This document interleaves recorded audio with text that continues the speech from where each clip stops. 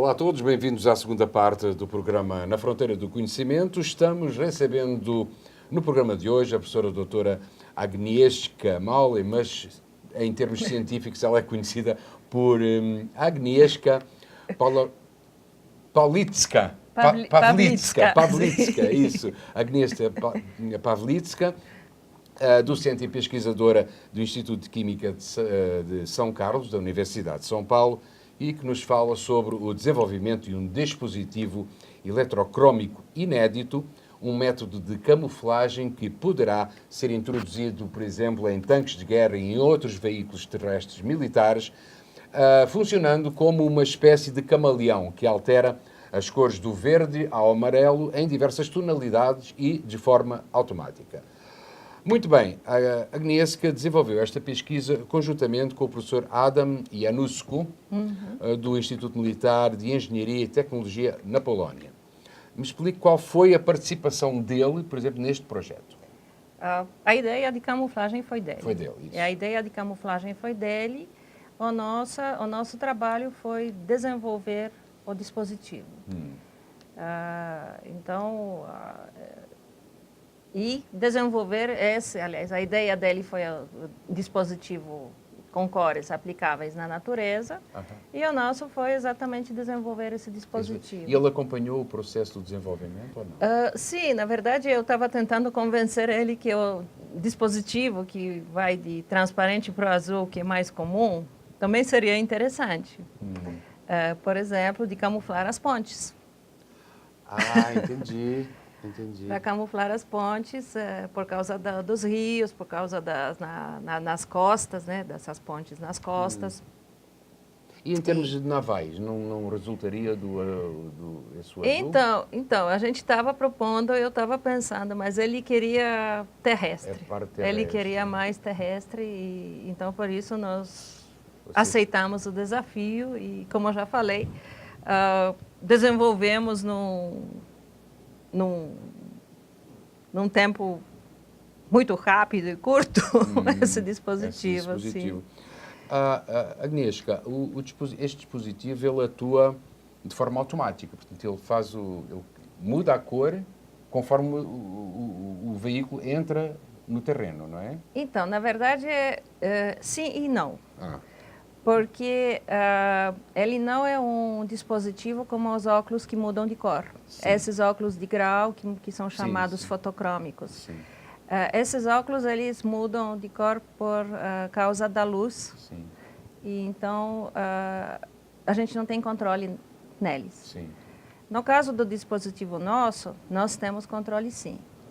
Então nós podemos mudar quando a gente quer. É como é feito nos aviões mais modernos, esses aviões da Bain, Dreamliner.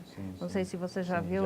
Então, eu já voei também essas janelas azuis. As janelas azuis, né? E eu não sei se você percebeu que esse controle do passageiro sobre essas janelas é em parte individual e na verdade, mas em grande parte, comandado pelo piloto. Isso. Ele pode travar essas janelas numa certa cor que você individualmente não consegue alterar. Inclusive, ele pode, você vê o céu, não é? E se o piloto quiser, ele simplesmente escurece, então você apertando botões não consegue mais clarear. Então, nesta sua pesquisa, você tem o controle da camuflagem, ou seja, você dá a ordem para que a camuflagem seja ativada, é isso? Isso. Mas de forma automática, você clica e as coisas acontecem. Sim, mas você pode também programar. Hoje em dia nós temos tecnologia, você pode programar que quando o veículo entra com as câmeras para fazer um mapeamento do ambiente, ele já pode automaticamente mandar para o computador o mapeamento dessas cores, e o computador já manda o sinal quais potenciais têm que ser aplicados para gerar essa camuflagem, dada a camuflagem segundo um padrão. Porque nesse caso, a camuflagem será feita, aqui eu mostrei um dispositivo individual, mas a ideia é fazer um dispositivo do tipo pixels, como é no computador. Só que os pixels do computador são muito pequenos. Para camuflagem, a gente pode ter os pixels de 1 centímetro por 1 até 5 por 5, depende do tipo da camuflagem que é exigida. Legal. Na sua pesquisa, eu entendi que ela, obviamente, é para ser utilizada por veículos terrestres, mas as aplicações dele ficam só na área militar ou podem ser utilizados em campos não militares?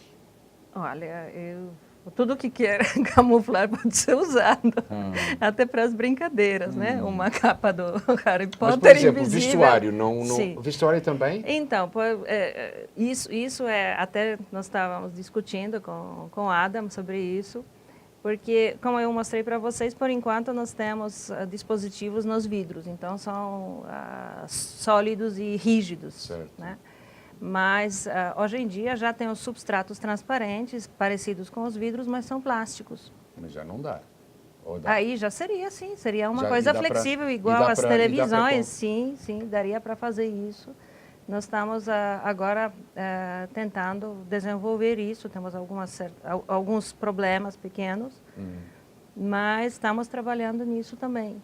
Então temos área militar, veículos, temos Sim. vestuário e que mais? Então, vestuário é Vestuário, mais, quer dizer, mais para o futuro. A gente estava até discutindo, pensando nos fios, né? Exatamente para os tecidos, para a tecelagem de tecido, mas eu acho que isso ainda está... Ainda está mais... mais para frente, distante, né? sim. Fica mais distante. Quem sabe um dia a gente vai estar de novo apertado Então. e falar, não, tem isso. Tem que ser isso. Agnieszka, segundo o que eu sei, já existe uma indústria militar na Europa que se mostrou interessada neste novo dispositivo. Mas o certo é que esta sua pesquisa ela ainda não tem um protótipo. Não, nós não temos protótipo, para isso precisaria realmente alguém que investisse. Nós tivemos uma carta de interesse, sim. Eu tenho essa carta, mas eu não... É sigilosa. Sim. Claro. Também não é. Sim, não é, isso na verdade aconteceu na Polônia. O Adam é muito ativo nessa parte de introdução de patentes para aplicação real. Então ele realmente fica atrás, ele corre, ele procura os investidores. Nós temos certos problemas nessa parte, como é patente, nós temos patente aqui pedido de patente aqui no Brasil e também conseguimos fazer esse pedido na União Europeia. Também na está Polônia. Também está em análise. Isso demora. Demora. Né? Essas coisas demoram. Mas parece que tem certos problemas exatamente de repassagem dessa patente para os terceiros.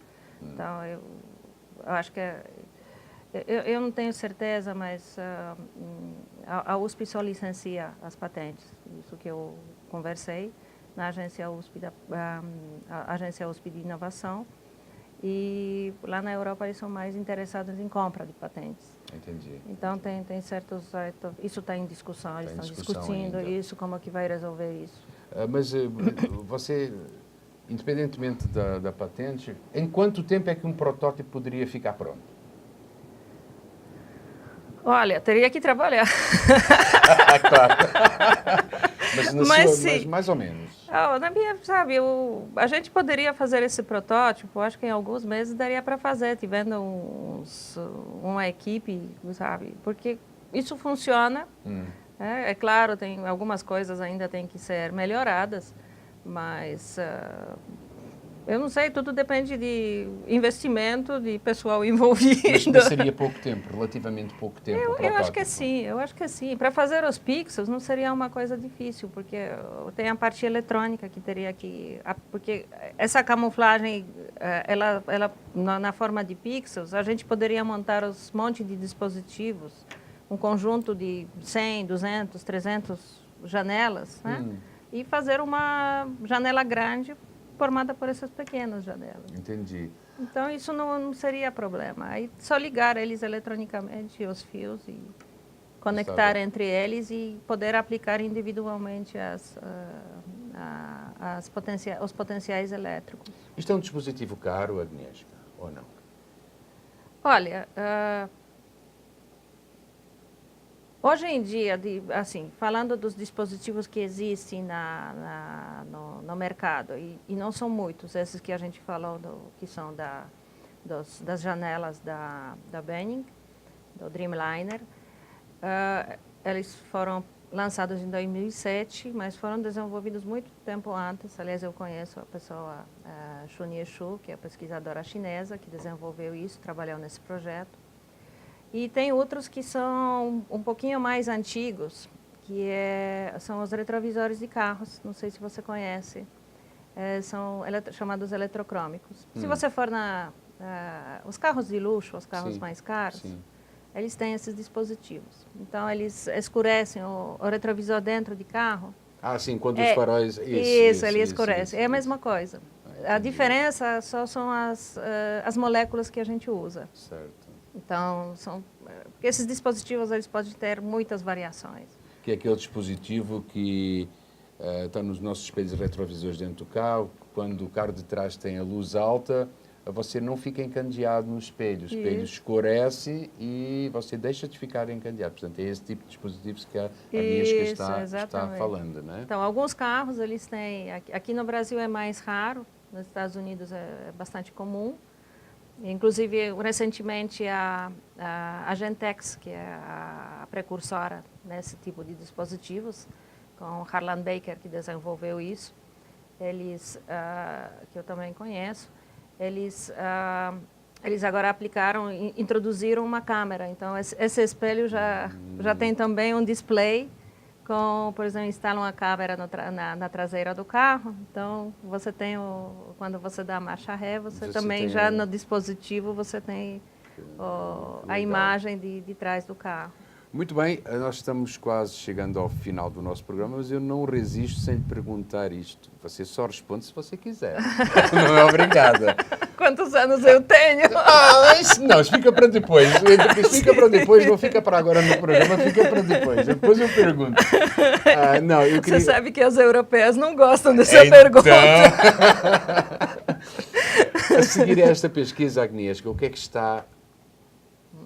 você está pesquisando agora? Portanto, temos o camaleão, quase que é uma realidade, praticamente é uma realidade em termos de pesquisa científica. O que é que vem agora?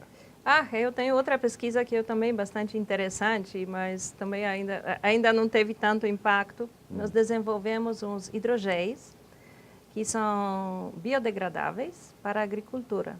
Os hidrogéis que podem manter o solo úmido por um tempo maior, então servem para essas regiões mais áridas.